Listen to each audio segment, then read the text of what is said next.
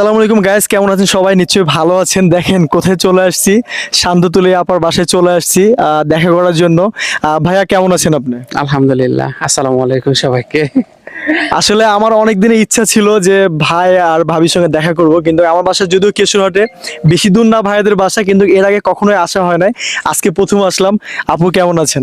আলহামদুলিল্লাহ ভাইয়া, আপনারা সবাই কেমন আছেন? আলহামদুলিল্লাহ ভালো আছি। আসলে আমার ছোট পেজ, 43,000 ফলোয়ার্স।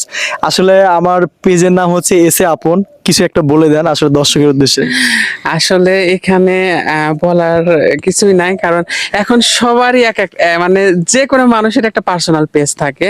তো এখানে মেন হচ্ছে ভাইয়া, অনেকেই বলে যে আমরা ভিডিও করি, আমাদের ভিউজ হয় না, আমাদের ফলোয়ার্স বাড়ে না।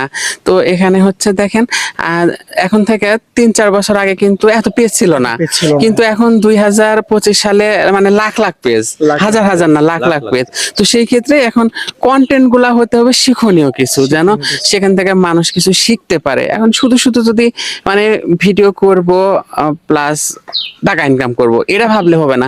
আগে আপনাদেরকে পরিচিত হতে হবে, মানুষের কাছে ভালো লাগাতে হবে।